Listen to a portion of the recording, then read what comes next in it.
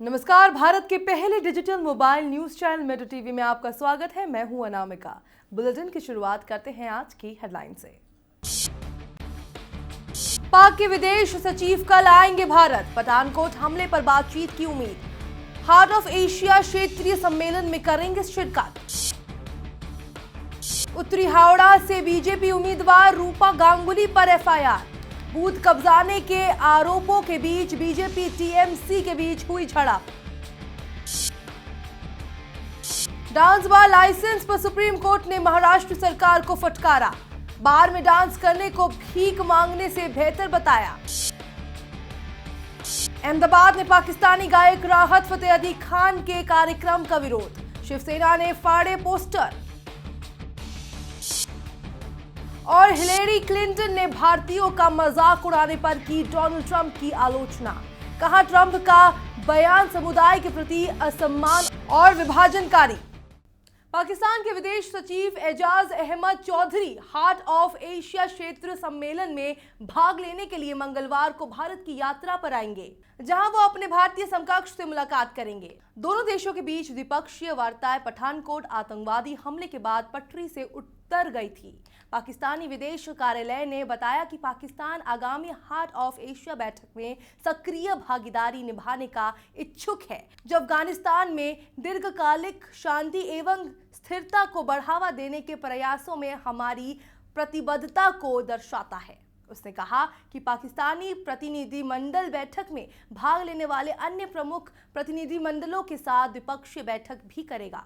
दिल्ली सरकार ने सोमवार को हाईकोर्ट को बताया कि ओला और उबर जैसी रेडियो टैक्सी फिलहाल राजधानी में गैरकानूनी तरीके से अपना कारोबार कर रही है। इनके पास दिल्ली सरकार का कॉन्ट्रैक्ट कैरेज परमिट नहीं है। हाईकोर्ट ने दिल्ली सरकार को रेडियो टैक्सी कंपनियों के साथ 29 अप्रैल को मीटिंग करके ये साफ करने को कहा कि वो आगे दिल्ली सरकार से कॉन्ट्रैक्ट कैरेज परमिट लेना चाहती है या नहीं। 28 जून 2015 को दिल्ली सरकार ने उबर और उबर की कॉन्ट्रैक्ट कैरेज परमिट के लिए लगाई अर्जी खारिज कर दी थी। फिलहाल ये सभी ऑल इंडिया टूरिस्ट परमिट पर दिल्ली एनसीआर में अपनी टैक्सी चला रही है। मामले की अगली सुनवाई 10 मई को होगी। पश्चिम बंगाल विधानसभा चुनाव के चौथे चरण में भी मतदाता जमकर वोटिंग कर रहे हैं। दोपहर 1 बजे तक सभी सीटों पर करीब 52.22% मतदान हुआ, जबकि फर्जी वोटिंग के आरोप में 100 से ज्यादा लोगों को गिरफ्तार किया गया है। वोटिंग के बीच उत्तरी हावड़ा के सलकिया में एक मतदान केंद्र पर भी हंगामा भी हुआ और बीजेपी ने तृणमूल कांग्रेस पर बूथ कब्जाने का आरोप लगाया। बीजेपी उम्मीदवार रूपा गांगुली और टीएमसी कार्यकर्ताओं के बीच झड़प भी हुई, जिसके बाद रूपा गांगुली के खिलाफ एफआईआर दर्ज कराई गई है। चौथे चरण में 49 विधानसभा सीटों के लिए वोट डाले जा रहे हैं, जिसमें नॉर्थ परगना की 33 और हावड़ा की 16 विधानसभा सीटें शामिल है। मुंबई में डांस बार मामले पर सुप्रीम कोर्ट ने टिप्पणी करते हुए कहा कि सड़क पर भीख मांगने और दूसरे गलत तरीकों से पैसा कमाने से बेहतर है कि कोई महिला डांस बार में काम कर ले। जस्टिस दीपक मिश्रा और जस्टिस शिव कीर्ति सिंह की बेंच ने कहा कि किसी न किसी बहाने से महाराष्ट्र सरकार डांस बार पर प्रतिबंध लगाने की कोशिश न करे। डांस बार में काम करके अगर कोई महिला पैसे कमाती है तो ये उसका संवैधानिक हक है।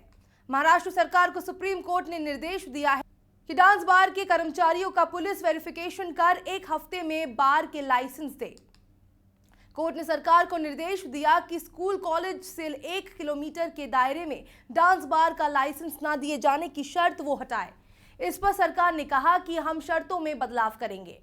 अमेरिका के राष्ट्रपति पद के चुनाव में रिपब्लिकन उम्मीदवार बनने की शीर्ष दावेदार हिलेरी क्लिंटन की प्रचार मुहिम ने इस सप्ताह एक चुनावी रैली में एक भारतीय कॉल सेंटर कर्मी का मजाक उड़ाने पर डोनाल्ड ट्रंप की आलोचना करते हुए कहा कि ये समुदाय के प्रति असम्मान और ट्रंप की विभाजनकारी बयानबाजी को दर्शाता है। हिलेरी की चुनाव प्रचार मुहिम के अध्यक्ष जॉन पोडेस्टा ने कहा कि उन्होंने कट्टरता और विभाजन की मुहिम चलाई है। मुझे लगता है कि ये उस समय देश के लिए बहुत खतरनाक है जब आप सोचते हैं कि आपको मित्रों साथियों की आवश्यकता है। दिल्ली में ऑड इवन फॉर्मूले को लेकर नेता कितने सीरियस है, इसका इस बात से लगाया जा सकता है कि सांसदों के लिए चलाई जा रही बसें सुबह से खाली चल रही है और नेता खुलेआम नियम तोड़ रहे हैं। बीजेपी सांसद परेश रावल, करनाल से सांसद अश्विनी चोपड़ा और सांसद राजेंद्र अग्रवाल भी इवन नंबर की कार से ही संसद पहुंचे। बीजेपी सांसद और अभिनेता परेश रावल ने नियम तोड़ने को लेकर माफी मांगी। उन्होंने ट्वीट करके कहा, मुझसे एक बड़ी भूल हुई, संसद आने के लिए मैंने गलत कार चुनी। केजरीवाल जी और दिल्ली के लोगों से माफी। दूसरी ओर बीजेपी सांसद रजन भट्ट और हरिओम सिंह राठौर ने डीसीसी की ओर से चलाई गई विशेष बस में सफर किया और संसद पहुंचे। सोमवार को संसद में बजट सत्र शुरू होते ही दोनों सदनों में उत्तराखंड के मुद्दे पर हंगामा हुआ। लोकसभा में कांग्रेस सांसद वेल में पहुंच गए तो विपक्ष के नेता मल्लिकार्जुन खड़गे स्पीकर के पास जाकर बैठ गए। वहीं राज्यसभा में भी कांग्रेसी सांसदों ने उत्तराखंड का मुद्दा उठाया। उत्तराखंड पर चर्चा की मांग कर रहे विपक्षी सांसदों ने लोकसभा में केंद्र सरकार होश में आओ के भी नारे लगाए। हंगामे के बाद सदन को 2 बजे तक के लिए स्थगित कर दिया। इससे पहले संसद की कार्रवाई शुरू होने से पहले प्रधानमंत्री नरेंद्र मोदी ने विपक्ष से सहयोग की अपील की। संसद का महत्वपूर्ण सत्र अपने अंतिम दौर के लिए आज आरंभ हो रहा है। मुख्यतः तो वित्तीय विषय रहते हैं। इस सत्र का जो पहला खंड था वो बहुत ही प्रोडक्टिव रहा। सभी दलों ने मिलकर के संसद को बहुत ही सुचारू ढंग से चलाने का प्रयास किया और काफ़ी महत्वपूर्ण फैसले भी हुए और उसका आनंद सभी दलों के सांसदों के चेहरे पर महसूस हो रहा था। इस बार भी उसी उमंग उत्साह के साथ लोकतंत्र की स्वस्थ परंपराओं के साथ मुक्त चर्चा करते हुए सत्र को आगे बढ़ाएंगे और अच्छे फैसले करेंगे, ये मेरा विश्वास है। भारत ने चीन में आतंकी माने जाने वाले डॉल्कन ईसा को वीजा देने से इनकार कर दिया है। चीन लगातार डॉल्कन ईसा को वीजा देने का विरोध कर रहा था। हालांकि भारत ने वीजा रद्द करने के पीछे गलत कैटेगरी में वीजा अप्लाई किए जाने को वजह बताया है। विदेश मंत्रालय के सूत्रों के मुताबिक चीन के वर्ल्ड उइगर कांग्रेस के लीडर डॉल्कन ईसा ने टूरिस्ट वीजा के लिए अप्लाई किया था। अगर वो टूरिस्ट वीजा पर भारत आते हैं तो कॉन्फ्रेंस को संबोधित नहीं कर सकते। वीजा रद्द करने का यही कारण डॉल्कन को भी बताया गया है। इसके साथ ही चीन की ओर से लगातार बनाया जा रहा दबाव और इंटरपोल रेड कॉर्नर नोटिस भी वीजा रद्द होने के पीछे एक कारण माना जा रहा है। भारत में इस्लामिक स्टेट का मुख्य रिक्रूटर मोहम्मद शफी अरमार कुछ दिन पहले सीरिया में अमेरिकी ड्रोन हमले में मारा गया है। सूत्रों ने इसका दावा किया है। शफी उर्फ यूसुफ ISIS के चीफ अबू बकर अल बगदादी का करीबी माना जाता था और वो भारत में इस आतंकी संगठन की जड़ें जमाने में मदद कर रहा था। उसने अपने ग्रुप में कम से कम 30 लोगों को भर्ती किया था। NIA, दिल्ली पुलिस और विभिन्न राज्यों की पुलिस फोर्स ने पिछले 1.5 साल में IS के 23 लोगों को गिरफ्तार किया है। शफी ने भारत के हर राज्य में ISIS को जमाने की प्लानिंग की थी। हरियाणा जनहित कांग्रेस के मुखिया कुलदीप बिश्नोई और कांग्रेस उपाध्यक्ष राहुल गांधी की ताजा मुलाकात के बाद HJC के कांग्रेस में विलय की अटकलें और तेज हो गई है। भजन लाल के बेटे कुलदीप बिश्नोई 1 साल से कांग्रेस के संपर्क में है और 3-4 बार राहुल गांधी से भी मुलाकात कर चुके हैं। सूत्रों के मुताबिक राहुल से मुलाकात में कुलदीप बिश्नोई ने विलय पर चर्चा की। बताया जा रहा है कि बिश्नोई की राहुल गांधी और कांग्रेस अध्यक्ष सोनिया गांधी से एक और मुलाकात होगी, जिसके बाद विलय पर अंतिम फैसला होगा।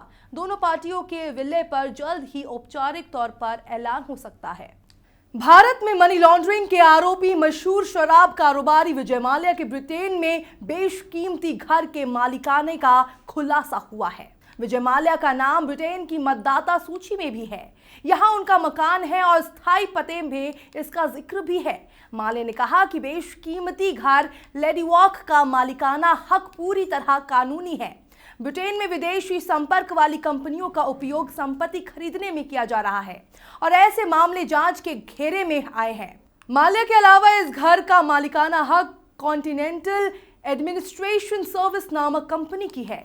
कैरिबियन इलाके में कॉमनवेल्थ कंट्री में ये कंपनी रजिस्टर्ड है। ये टैक्स हेवन देशों में एक है। शिवसेना अध्यक्ष उद्धव ठाकरे ने रविवार को कहा कि सरकार की ओर से जवाहरलाल नेहरू विश्वविद्यालय छात्र संघ के अध्यक्ष कन्हैया कुमार को राष्ट्र विरोधी के रूप में पेश करना गलत है। नासिक में अपनी पार्टी के पदाधिकारियों की बैठक में उद्धव ने कहा कि पहली बात तो ये कि कन्हैया कुमार को किसने पैदा किया, सरकार को इस बारे में विचार करना चाहिए। उन्हें राष्ट्र विरोधी बताना गलत है। उन्होंने चेतावनी दी कि अगर युवाओं को इसी तरह राष्ट्र विरोधी करार दिया जाएगा तो वो देश के लिए खुलकर काम नहीं कर सकेंगे। उन्होंने कहा कि ऐसी कोशिशों से भारतीय जनता पार्टी युवाओं के समर्थन से हाथ धो बैठेगी। दिल्ली के विज्ञान भवन में आयोजित हुआ मुख्यमंत्रियों और हाईकोर्ट के मुख्य न्यायाधीशों का संयुक्त सम्मेलन एक ऐतिहासिक अधिवेशन बन गया। इस मौके पर देश के मुख्य न्यायाधीश जस्टिस टी.एस. ठाकुर न्यायपालिका की तकलीफ को बताते हुए ऐसा भावुक हुए कि उनके आंसू छलक आए। जजों की कम संख्या पर बोलते हुए रूंधे गले से प्रधानमंत्री की तरफ मुखातिब होते जस्टिस ठाकुर ने कहा कि सिर्फ जेलों में बंद लाखों विचाराधीन कैदियों या प्रतिवादी के भले के लिए ही नहीं बल्कि इस देश की तरक्की और विकास के लिए मैं आपसे गुजारिश करता हूं कि हालात को समझें और सिर्फ आलोचना ना करें। आप सारी जिम्मेदारी न्यायपालिका पर नहीं डाल सकते। झारखंड के जमशेदपुर में प्रधानमंत्री नरेंद्र मोदी ने महिला जनप्रतिनिधियों से देश के विकास कार्यों की चौकसी करने की अपील की। रविवार को पंचायती राज दिवस पर जनप्रतिनिधियों को संबोधित करते हुए उन्होंने कहा कि देश की 1/3 ग्राम प्रधान महिलाओं से विकास कार्यों की निगरानी करनी चाहिए। उन्होंने कहा कि संविधान निर्माता बाबा साहेब भीमराव अंबेडकर के सपनों का भारत बनाने के लिए महिला जनप्रतिनिधियों को आगे आकर अपनी भूमिका निभानी होगी। भारतीय ओलंपिक संघ ने रविवार को अभिनेता सलमान खान को इस वर्ष होने वाले रियो ओलंपिक खेलों के लिए भारतीय सद्भावना राजदूत बनाने के फैसले का बचाव किया। इस फैसले को खेल जगत के कई दिग्गजों ने आलोचना की, जिसके बाद आईओए इसके बचाव में उतरा है।